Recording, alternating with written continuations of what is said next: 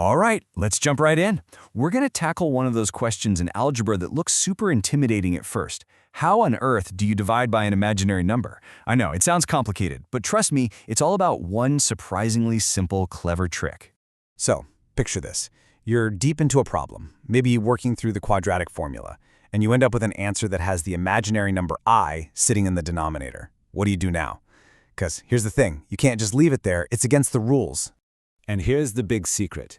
You don't actually divide in the way you normally think about division. No.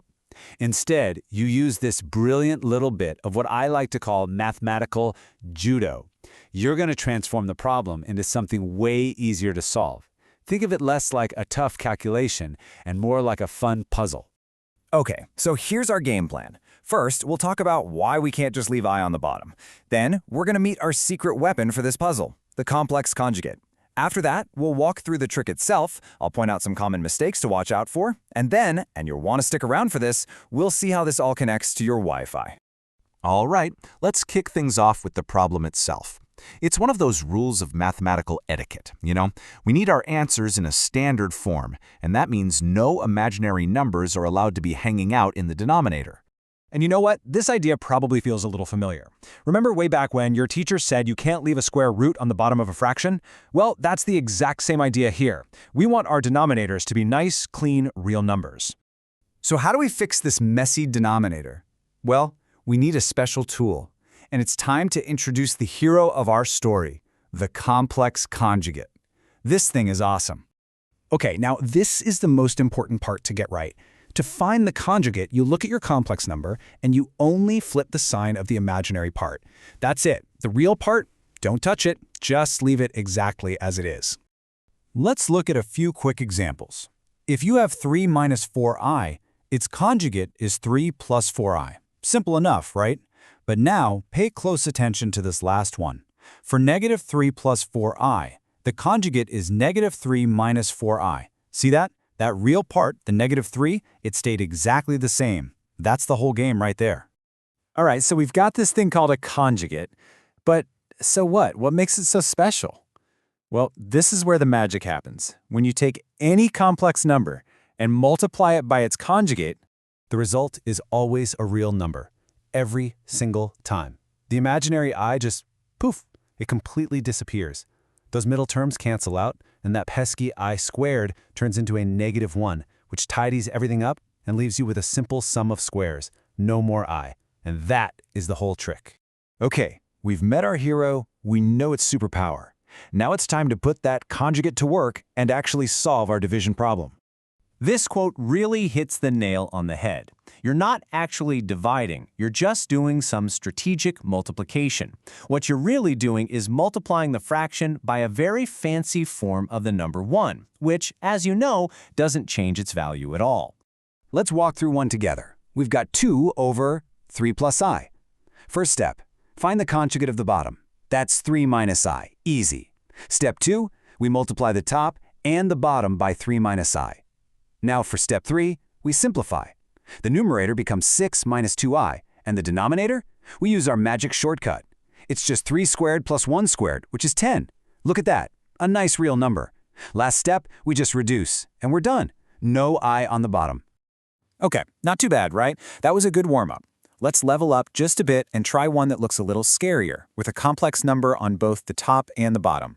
But I promise you, the process is exactly the same. There's just a little more number crunching to do.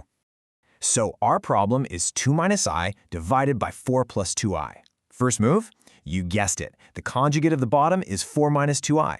So we set up our big multiplication. Now let's just focus on the top for a second. We gotta FOIL it out. First, outer, inner, last. And don't forget I squared is just -1, so that plus 2i squared at the end becomes a -2. We combine our terms and we get 6 minus 8i. Part 1 done. Now for the easy part, the denominator. We can use our awesome shortcut, a squared plus b squared. So it's just 4 squared plus 2 squared, which is 16 plus 4, and that gives us 20.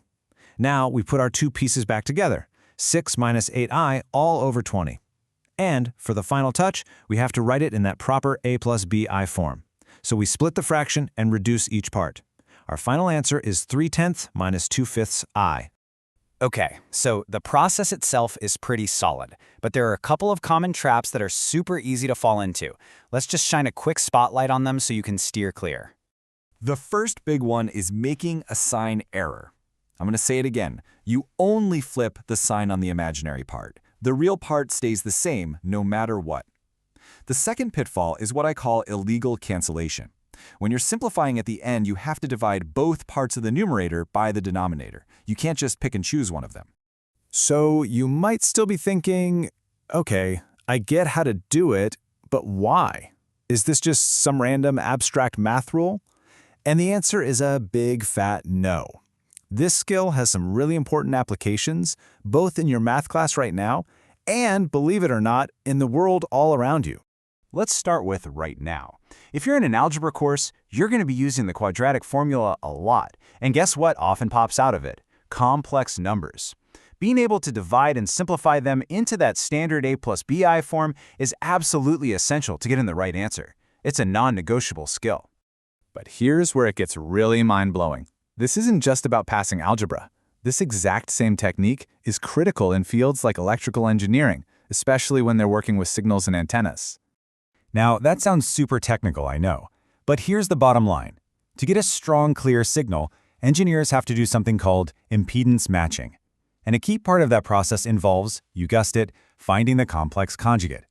Without this clever little math trick, our signals would be weak and full of static. Your Wi-Fi would be absolutely awful. So think about that. Dividing with complex numbers isn't just some abstract problem in a textbook. It's one of the hidden engines that makes our modern wireless world possible. The next time you've got a perfect, blazing fast Wi-Fi connection, you'll know that the complex conjugate is hard at work behind the scenes.